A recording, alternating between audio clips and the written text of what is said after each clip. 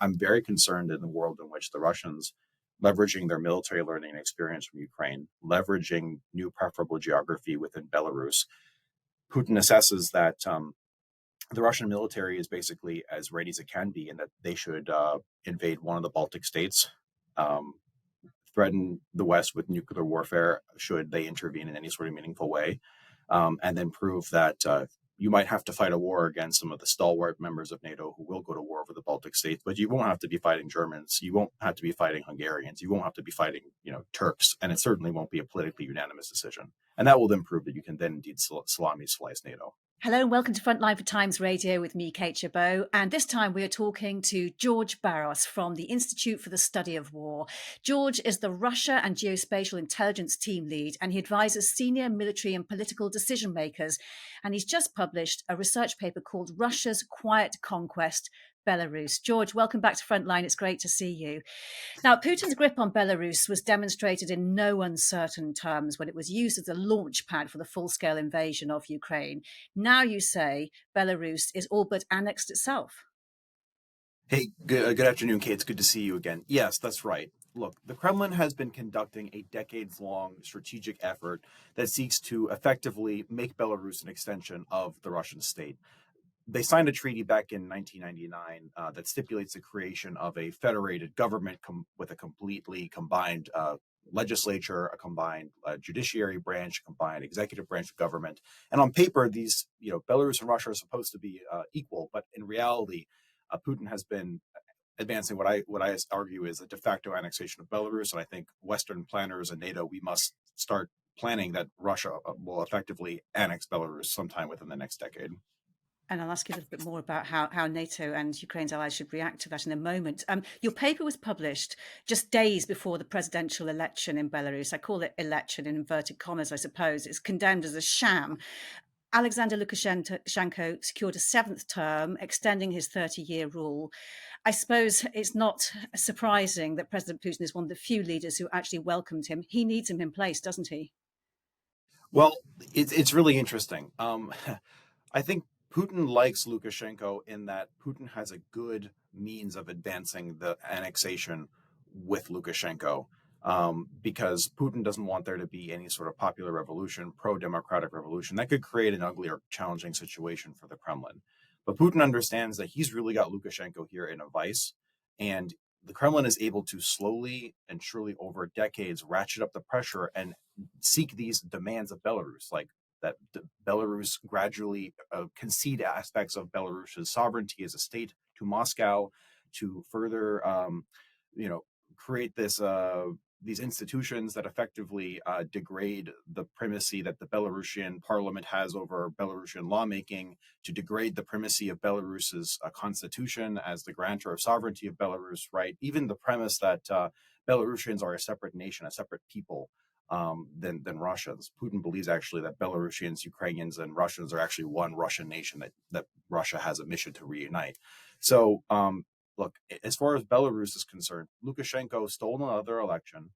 Lukashenko's objectives are actually opposed to Putin's. Lukashenko wants to remain the mafia boss and dictator of Belarus, whereas Putin wants to extend his dictatorship to Belarus. And so there's actually they're allies on paper and they're allies and they're cordial in their interactions, but actually the strategic objectives for Lukashenko and Putin are not aligned, and they actually have a strategic rivalry in some respects. And in that light, with that strategic rivalry, how do you see the relationship progressing? It's increasingly antagonistic, I would argue. If you read the lines carefully between their interactions, you will find that there are many cases where Lukashenko goes out of his way to rebuff Putin's claims, his framings of international political issues. They're not ambiguous allies where sort of Putin tells Lukashenko to jump and then Lukashenko says how high. Just recently, I'd note that Ukrainian President Volodymyr Zelensky gave an interview in which he said that Lukashenko actually apologized profusely to Zelensky when the Russians used Belarus as a launchpad against Ukraine, because Lukashenko said that he was coerced into doing this. He didn't have a whole say in that. And I think that argument is actually accurate. So you actually believe when he did apologize that was genuine, because, or is he a bit like Putin in that you don't really necessarily know what's behind what he says in public? I don't know for a fact, and it's hearsay coming from the president of Ukraine. But what I do know for a fact is that if you study Russian Belarusian international relations over the long term, and by that I mean like really in the last decade, we know for a fact that the Kremlin has long been trying to downgrade Belarus as a fully sovereign country. We know that Lukashenko has always asserted that is not the case. We know that Lukashenko has historically opposed opening up new military bases in Belarus. The Russians never had a permanent military presence for combat forces in Belarus up until 2020.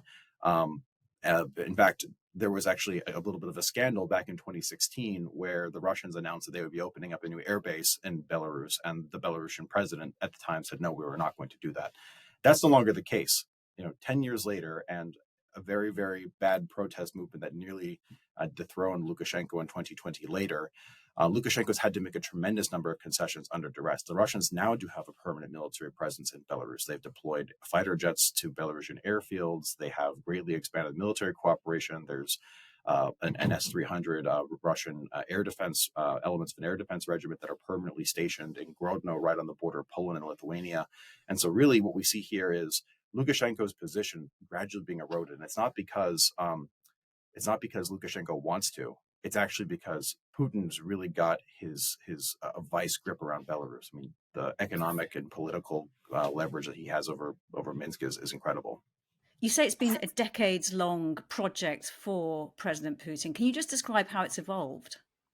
Absolutely. So this all goes back really to the 90s and the turmoil in the former Soviet Union upon the dissolution of the Soviet Union.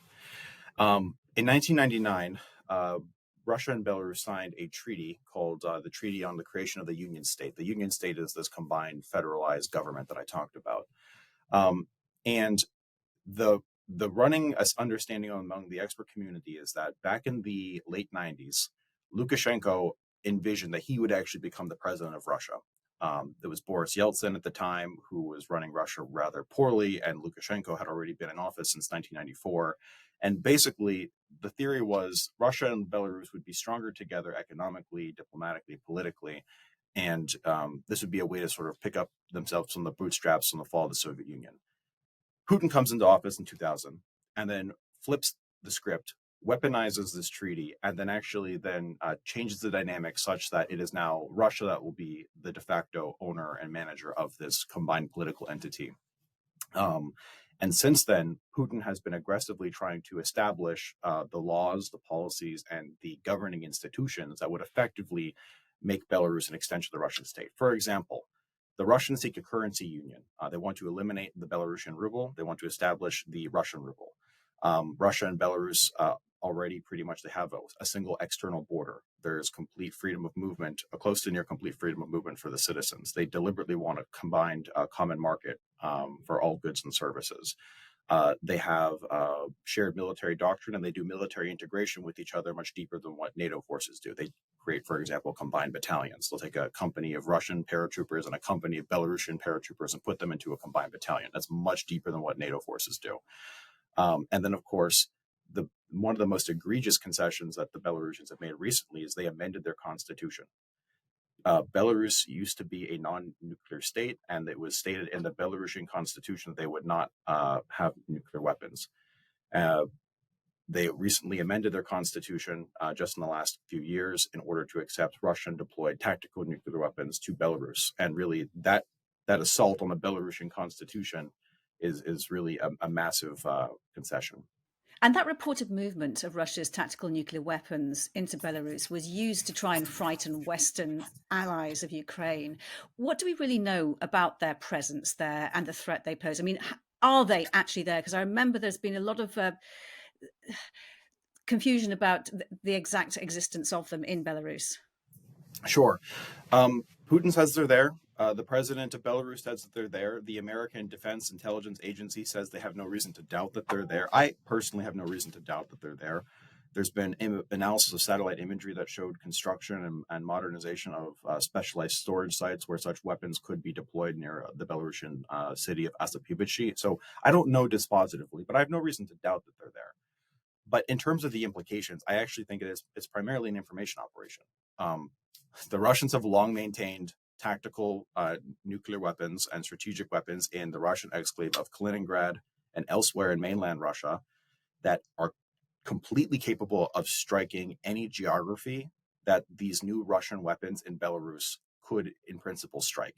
It does nothing to actually improve Russia's strike capability. It is not indicative of a higher threshold of or lower threshold of their use. And it's purely just meant to grab attention in the headlines and uh, irrationally stoke up our fears about what the Russians may or may not do so that we make preemptive concessions on how we're willing to respond to Russian aggression in Ukraine and elsewhere. So, in terms of risk, there is none, or it's limited.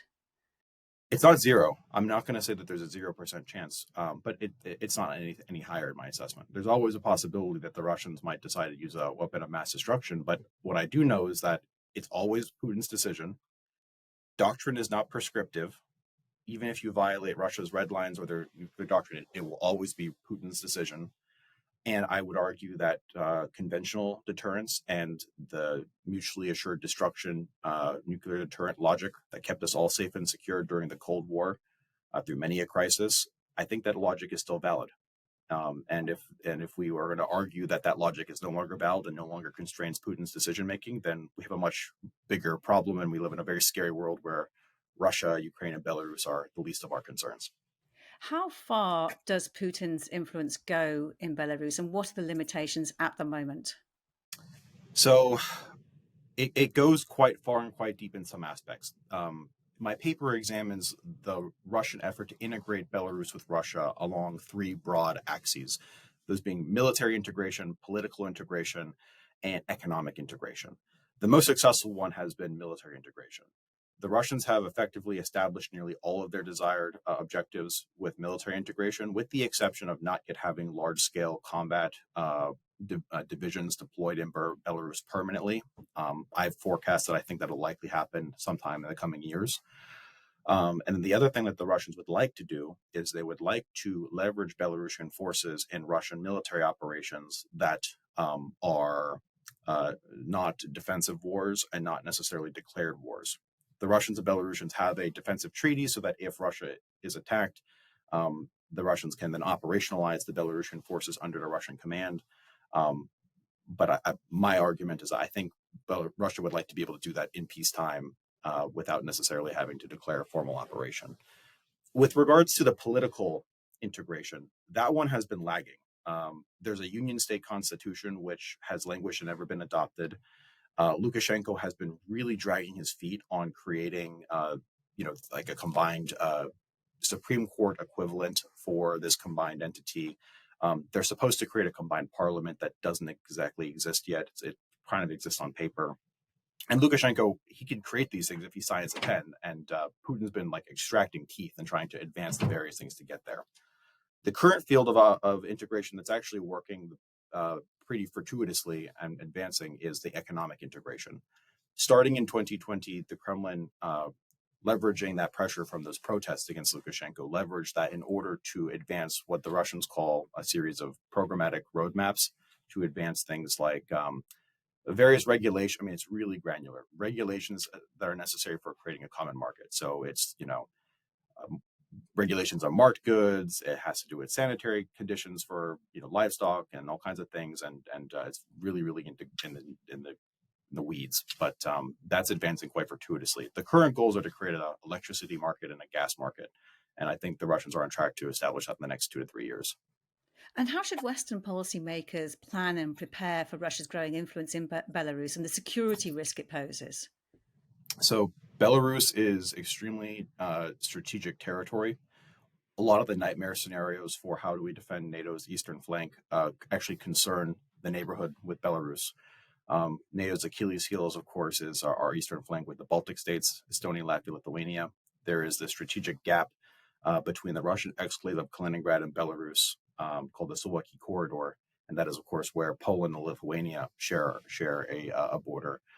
And for a long time, it's been an open question about whether or not the Russians have freedom of movement in Belarus, because for a long time, Lukashenko was not a fan of keeping Russian forces for a long time within Belarus, but that's being eroded. We need to start seriously considering the heightened risks that we have that if the Russians manage to deploy large-scale combat forces to Belarus, it makes the doomsday scenario for the defense of the Baltic states a lot less theoretical and a lot more realistic. It has implications. Go ahead. This, as you say, theoretical at the moment. I mean, what is the risk that this is part of the plan? I would argue that it is part of the plan. I mean, I would argue that I think Putin has objectives for his career. He's an aging dictator, and he's thinking about legacy. Um, and in my assessment, Putin has actually been quite clear about what his objectives are. You can look at his public statements and his speeches, and he often likens himself to previous Tsars like Catherine the Great and Alexander the Great. These were empire builders and conquerors. And Catherine the Great annexed Crimea in the 18th century. Um, Putin talks about the need to reunite the Ukrainians and the Belarusians with the Russians. He calls actually the three of these peoples one nation, the Russian nation, and these countries as Russia's historical land. And what we have here is really interesting. We have a natural experiment where we have the Russian effort to get Ukraine, which he did with naked brute force, and that's not been as effective. And then he has the other effort to get Belarus through subversion, of sort of boiling the frog approach that has been substantially more and frighteningly more effective. And I think once the Russians consolidate what they will have in Belarus and Ukraine, I think Putin's next objective is to humiliate NATO and prove that it's a paper tiger, to prove that NATO, the collective defense actually isn't credible, and that if you fight NATO, you will not have unanimity amongst the NATO members to go defend fellow NATO members.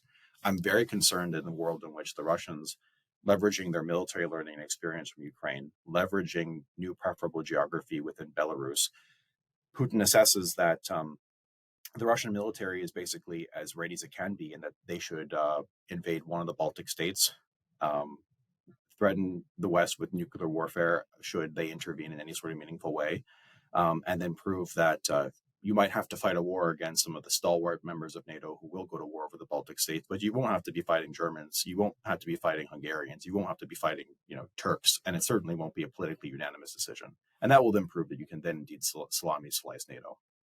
But the counter argument that people put to that is that fighting the war in Ukraine has exhausted the Russian forces to such an extent that they will have no ambition or at least no ability to go on the offensive anywhere else.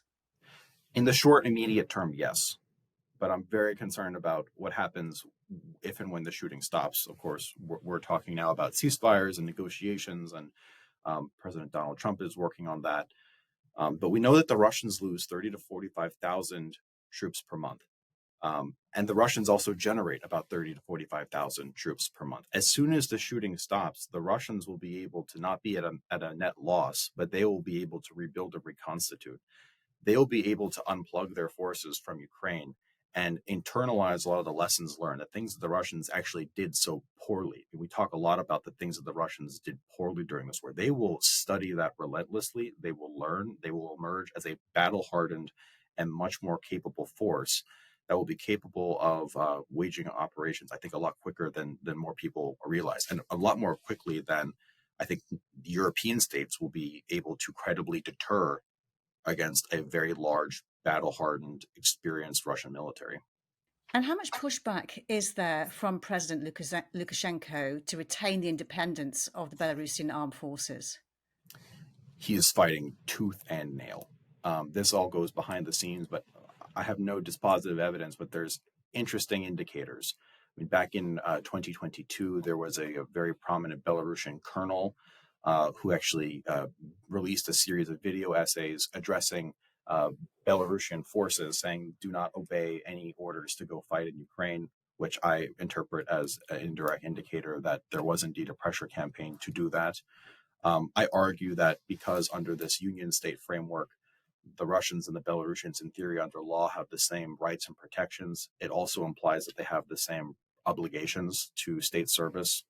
Um, Lukashenko has been trying very, very hard to try to do this. And in fact, we know that because in the run up to these current elections, he's actually been making political concessions to the West. He recently pardoned several Belarusian political prisoners, pro-democracy activists, and the such. And I think that's designed to try to get a rapprochement with the West and give him a lifeline against Russia. So when you talk about the kind of pressure that was put on Belarusian forces to take part in the full-scale invasion in 2022, do we actually know de facto that none did, or what can you tell us about that? As far as I'm aware, I've not seen any evidence that Belarusian forces participated in combat in Ukraine. There's a volunteer Belarusian organization that fought on the behalf of Ukraine that some Belarusians joined. And then there are, of course, Belarusians that have been mobilized that received papers, like Belarusian citizens living in Russia that ended up fighting in Ukraine, and also Belarusians that volunteered to go fight in Ukraine. But in terms of formally, Belarus's six mechanized combat maneuver units, their brigades, they have not participated in combat operations in Ukraine. There was an article in Politico this summer that said the prospect of Belarusian forces going to war in Ukraine is a source of significant tension in the country, that there is a fragile bargain in place. The elites will only follow orders as long as their financial expectations are met. But after this election, is there any room left for dissent? I think there is very little room for dissent because Lukashenko does not want to send in the Belarusian armed forces. The Belarusian armed forces, including the interior troops, including the border guards, these are called the power ministries, the power structures in former Soviet countries. It is a key pillar to Lukashenko's regime stability. Lukashenko leverages these security agencies and military forces in order to crack down on his own population, enforce a brutal dictatorial regime, and when necessary, he breaks the glass and he uses the military to quell protests. We know that elements of the Belarusian 120th Mechanized Brigade engaged in street protests to put down protesters back in summer 2020. Lukashenko, therefore, does not want to send his forces to Ukraine because if they do go to Ukraine and they get degraded, then that drastically increases the risk of his ability to then be able to leverage that as a force to put down and keep down his own population. Belarus is a very small country. It's a country of only about 9.5 million people. Like I said, the Belarusians only have 6 maneuver brigades. If they were to send that to Ukraine, that's a very small number of forces. I mean, we're talking maybe being generous 12 to 18 battalions. That is a light lunch for the current burn rate for Russian forces within Ukraine. And the Belarusian armed forces, we assess, are very unprepared. They're a very low quality force. They'd be a light snack for the Ukrainians. And so, really, it doesn't make any sense for Lukashenko to burn what he needs to maintain his power and prevent just a naked Russian move in unopposed, because he needs those guys loyal to him to maintain his regime. If we could just have a little look, George, at some updates by the ISW this week. And on Tuesday, it reported from the battle point, the point to the light development of a separate drone regiment at the military district level in Russia to increase the capabilities of Russia's unmanned systems. How effective do you think this could be along the front lines? I think drones are extremely effective. There's a litany of combat footage from both the Russians and the Ukrainians that show that drones, FPV drones that target tanks, that target strong points, fixed wing drones that collect intelligence information to feed it back to artillery batteries and missile batteries.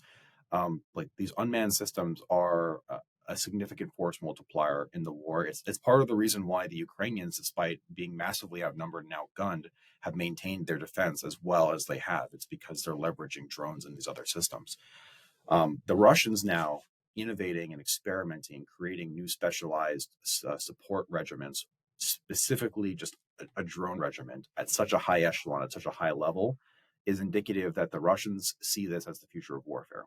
The Russians see a requirement to have to integrate these capabilities and have support capabilities, not just at the low level of tactical forces, but have at the higher level for these military districts, our combatant command equivalents, closer to the high operational level.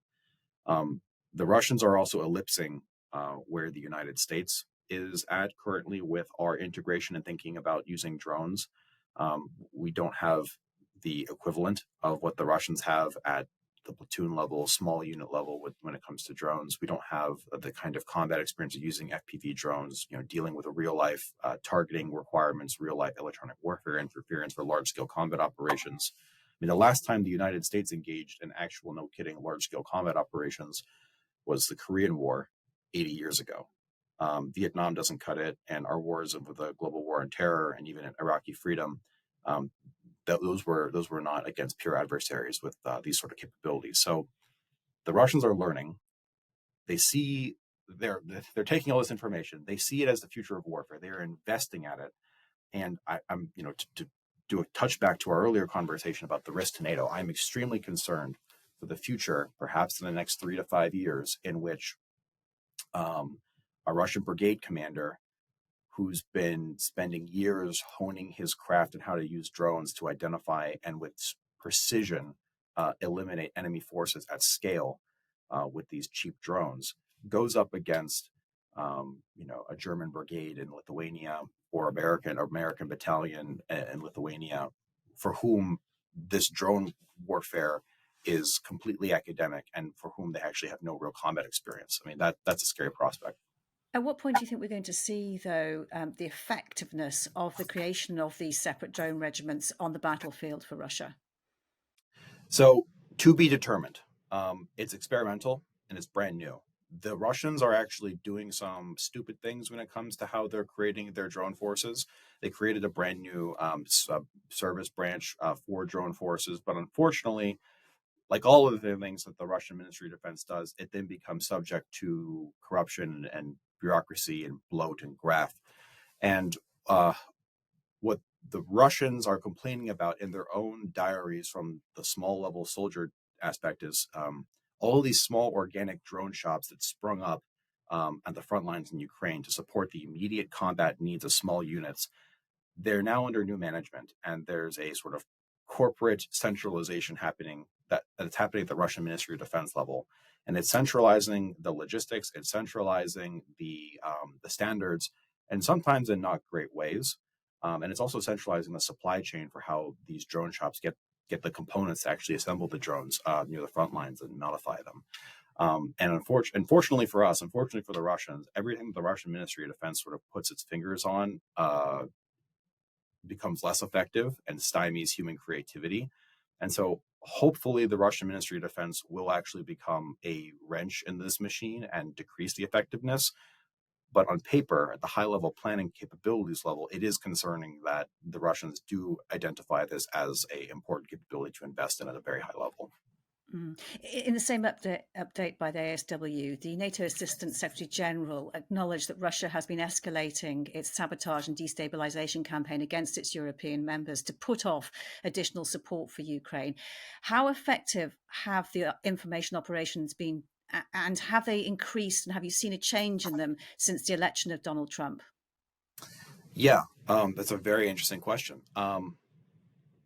Whew, they have been Where extremely to effective. start? Yeah, where to start? They've been extremely effective. It's the principal asset that the Russians have against us. They understand that if in a fair fight, if we really take the gloves off and support the Ukrainians, that the Russians decisively lose this war. So this is sort of the one tool in the toolbox that they really have that makes a huge difference for them. So it's been extremely effective. In terms of the information operations that are changing, we do see it modulating. We do see it changing. Uh, for example, Putin gave a televised interview the other day where he said that he's unwilling to negotiate with President Zelensky because he's illegitimate and all these things. That he's only willing to negotiate with the Ukrainian parliament because that's the one legitimate entity in Ukraine and all this other stuff. But that's just simply not true. The Ukrainian President Volodymyr Zelensky is legitimate. The country's in a state of war. There is martial law. You cannot, under the Ukrainian constitution, you cannot hold elections under martial law. And the country's been under martial law since 2022 for a very good reason, and that it was invaded. Moreover, this is internally inconsistent with Putin's own propaganda that he's spun out over the years. Putin has declared every single Ukrainian government illegitimate since 2014, when they ousted President Yanukovych. So for Putin to then say every Ukrainian government is illegitimate, but actually no, I would be willing to speak to a legitimate parliament, which actually is unconstitutional for Ukraine, but Putin never actually even acknowledges the constitution of Ukraine. He's just sort of all over the place, and yeah, it does change and it does modulate. He tries to find the flavor of the day that picks up residents, but if you study it consistently over time, you can see that he's just all over the place. And George, just to return to the subject of your report, Belarus, a former advisor to the Foreign Office on Russian and foreign security policy, Professor Mark Galeotti, he told Frontline that according to Putin's 19th century, almost colonial view of the world, there are a handful of countries that really matter in the world. The only question is who gets to tell them what to do and who gets to own them. And we know about Ukraine. We know about, you told us about Belarus. Where next? So yeah, Putin's worldview. I completely agree with Professor Galeotti there. Putin's worldview postulates that there are truly sovereign states, and then there are entities that are not truly sovereign states. They're states with truncated sovereignty. Ukraine's in that category. Belarus is in that category as well. I think Putin is trying to advance his efforts to restore suzerainty over Georgia. I think we see that in real time. We see Putin's efforts to try to maintain pressure over Moldova. That's another part of the world that he cares about very much as part of the Russian former Soviet Union and part of the Russian former Soviet and Russian Empire. I do think he also wants to get the Baltic states.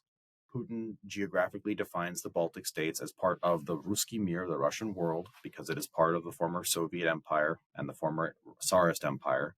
And he also defines parts of Poland as being that. He defines Finland as part of that. And the key argument that I would say is, look, this is not just red meat for Russian nationalist rhetoric. This is not just him being nationalistic and postulating. This is actually sowing the seeds of future wars now. We know that Russia began sowing the informational seeds of war in Ukraine in the mid-2000s.